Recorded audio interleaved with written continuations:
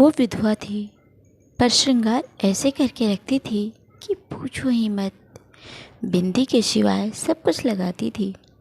पूरी कॉलोनी में उनके ही चर्चे थे।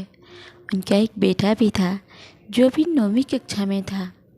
पति रेलवे में थे। उनके गुजर जाने के बाद रेलवे ने उन्हें एक छोटी सी नौकरी दे दी थी। उनके तो जलवे ही अलग थे। 80 के दशक में बॉय कटिंग रखती थी। सभी कॉलोनी की आंटियाँ उन्हें परकटी कहती थी। गोपाल, जो उस समय नया नया जवान हुआ था, अभी 16 साल का ही था, लेकिन घर बसाने के सपने देखने शुरू कर दिए थे। गोपाल का आधा दिन आईने के सामने गुजरता था और बाकी आधा परकटी आंटी की गली के चक्कर लगाने में।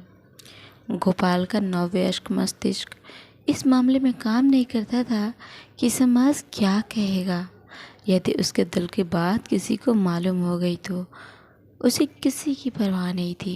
परकटी आंटी को दिन में एक बार देखना उसका जुनून था। उस दिन बारिश अच्छी हुई थी। गोपाल स्कूल से लौट रहा था। साइकिल पर ख्वाबों में गुम उसे पता ही नहीं लगा कि अगले मोड़ पर कीचड़ की वजह से कितनी फिसलन थी। अगले ही क्षण जैसे ही वह अगले मोड़ पर मुड़ा, साइकिल फिसल गई और गोपाल नीचे। उसी वक्त सामने से आ रहे स्कूटर ने भी टक्कर मार दी। गोपाल का सर मानो खुल गया हो। खून का फव्वारा फूटा। गोपाल दर्द से ज़्यादा इस घटना के झटके से स्तब्ध था। वह गुमसा हो गया। भीड़ में से कोई उसकी सहायता को आगे नहीं आ रहा था। खून लगातार बह रहा था। तभी एक जानी पहचानी आवाज़ गोपाल नाम पुकारती है।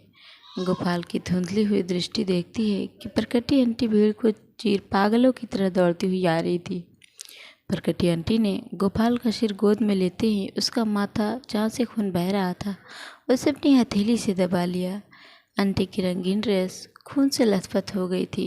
आंटी चिल्ला रही थी, अरे कोई तो सहायता करो, यह मेरा बेटा है, कोई हॉस्पिटल ले चलो हमें।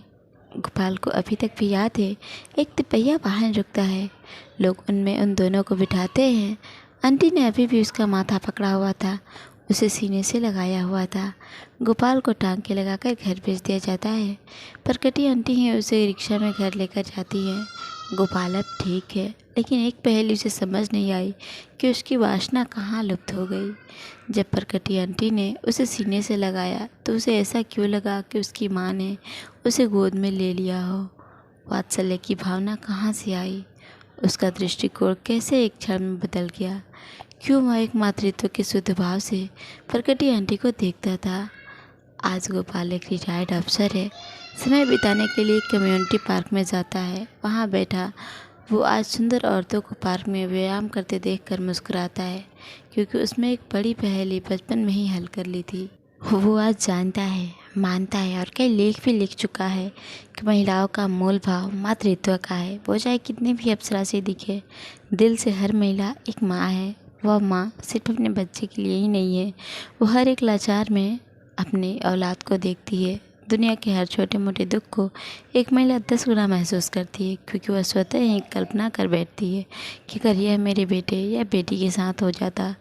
इसकी कल्पना मात्र से ही उसकी रूह सिहर उठती है, वह रो पड़ती है और दुनिया को लगता है कि महिला कमज़ोर है। गोपाल मुस्कुराता है, मन ही मन कहता है विश्व के भ्रमित मर्दों, औरत दिल से कमज़ोर नहीं होती, वो तो बस माँ होती है।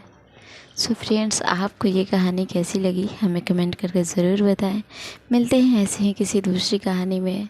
तब तक के लिए नमस्कार, प्रणाम। अपना ख्याल रखें, अपनों का ख्याल रखें। Bye bye.